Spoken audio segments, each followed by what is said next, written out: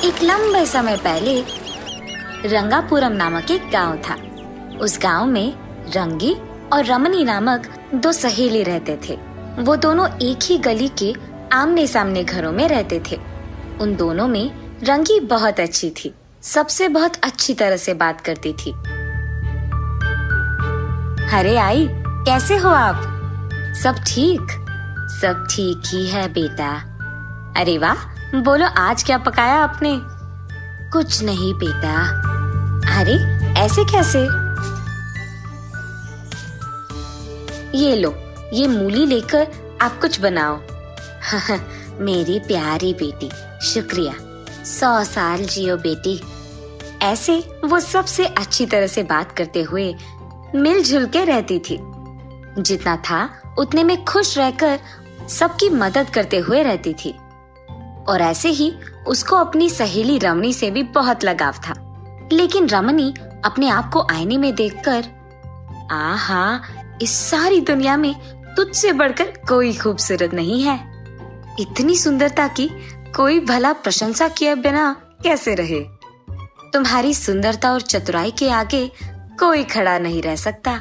रमणी हमेशा उसकी सुंदरता और चतुराई के बारे में सोचते हुए बहुत गर्व महसूस करती थी और उसी अहंकार से, हाँ, मेरे पास इतने पैसे और सुंदरता है, इसीलिए उस रंगी जैसे लड़कियां भी मेरे ही साथ दोस्ती करती है, वरना इस रंगी से मैं कब बात करती। हाँ, ऐसे सोचते हुए वो उसके घर के अंदर चली जाती है।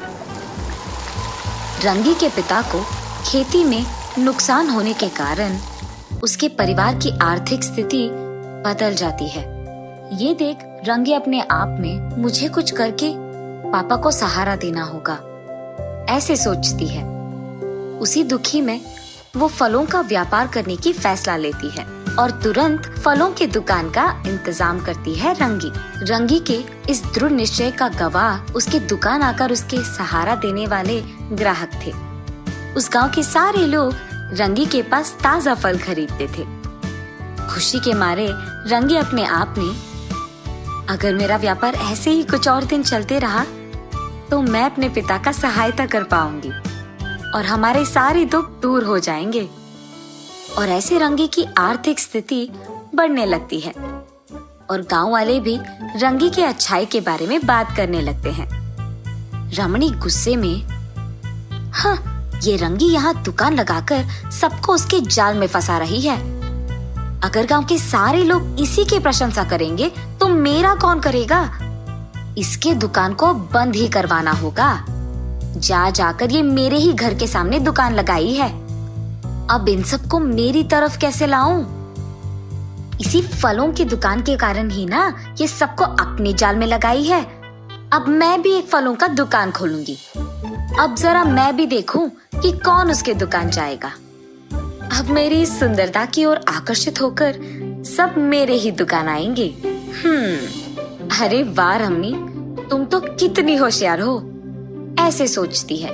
अगले दिन उसके फैसले के मुताबिक ही उसके घर के सामने दुकान खोलती है रमणी। पहले से ही अमीर होने के कारण वो शहर से बहुत अलग तरीके के और अन्य प्रकार के फलों को वितरण करवा के दुकान में बेचने लगती है। और बस गांव के सारे लोग रमणी के पास मिल रहे अनेक प्रकार के फलों को खरीदने जाते हैं। रमणी, तुम्हारी सुंदरता की तो तुलना नहीं है। तुम्हारे कारण ये फलों का दुकान भी सुंदर दिखने लग रहा है और तो और ये होशियार भी है, इसीलिए इतने प्रकार के फलों को यहाँ ले आई है। इस फलों के बीच में तोते की तरह प्यारी लग रही हो बेटी, मेरा ही नजर लगने वाला है तुझे। ऐसे आए हुए सारे ग्राहक उसकी सुंदरता की प्रशंसा करते हुए और उसके दुकान में अन्य प्रकार के फलों के बारे में बात करते हुए रहते थे। और लो, रमणी के खुशी का हद ही नहीं था। वहाँ दूसरी तरफ, क्योंकि रमणी उसके दुकान में अलग प्रकार के फल बेच रही थी, वहाँ रंगी की व्यापार ठीक नहीं चल रहा था। क्या हुआ बेटी, आजकल व्यापार अच्छा नहीं चल रहा है क्या? नहीं आई, ठीक नहीं चल रहा है। तुम्हारी सहेली नहीं है?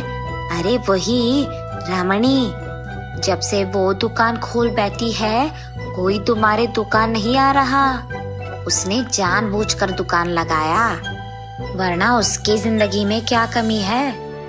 अरे नहीं आई, ऐसा कुछ नहीं है। अमीर होने के बावजूद वो खुद अपने पैरों पे खड़ा होना चाहती है। ये तो अच्छा लक्षण है ना। ऐसे रंगी उसकी सहेली रमणी के बारे में खुश होकर कोई भेदभाव के बिना अपनी सहेली का अच्छा चाहती है। ऐसे कुछ समय बीत जाता है।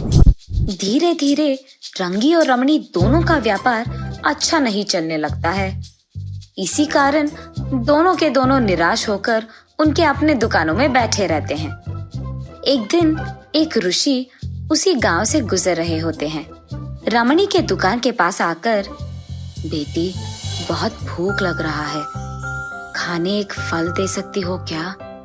जाइए बाबू जाइए, मेरे पास यहाँ कुछ नहीं है और मुझसे मांगने आए हैं। एक तो मेरा व्यापार यहाँ नुकसान में है और मैं आपको फल मुफ्त में दूं। चलो हटो यहाँ से। वो ऋषि एक छोटी सी मुस्कान देकर वहां से रंगी के दुकान की ओर बढ़ते हैं।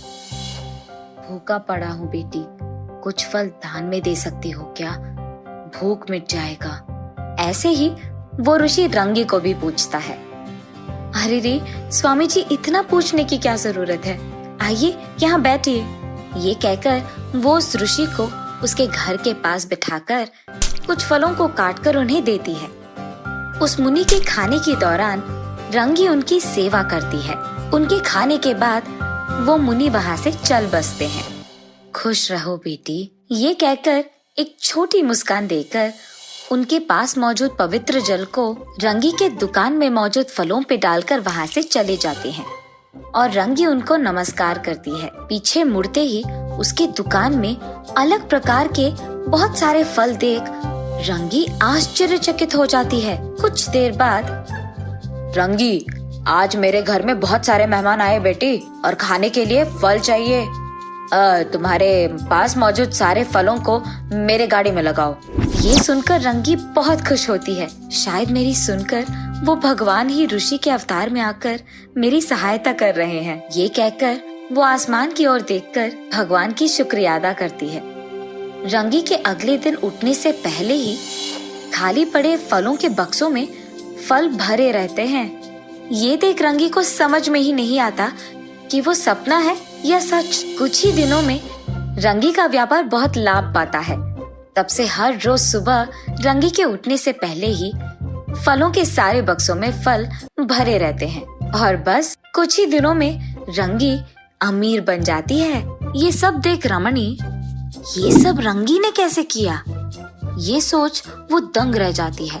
रंगी के पास जाकर, क्या हुआ रंगी, अचानक तुम्हारा व्यापार इतना अच्छा चलने लगा? और बस जो कुछ भी हुआ रंगी उसे बताती है। अरे रे, अगर मैं उसी दिन उस ऋषि को फल दान में दे देती तो शायद मुझे ये सब मिलता। मैंने ये मौका खो दिया। ऐसे अपने आप में वो निराश होती है और उसी दुख में वो अपने घर चले जाती है। अब उस रंगी का किस्मत अगर मुझे हासिल करना है तो उसकी दुकान में मौजूद टोकरी को मुझे चुराना होगा। ये फैसला करके रमणी रात के समय में रंगी के दुकान जाकर उसकी टोकरियों को चुराती है।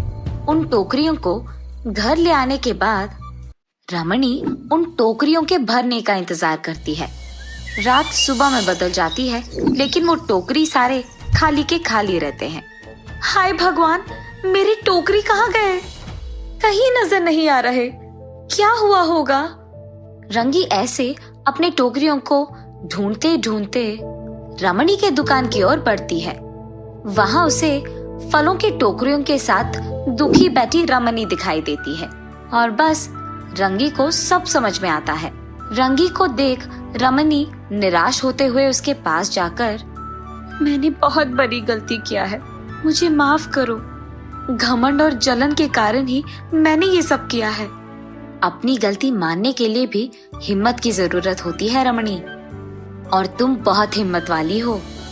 रमणी को ये कहकर रंगी अपने टोकरियों को लेकर उसके घर चले जाती है।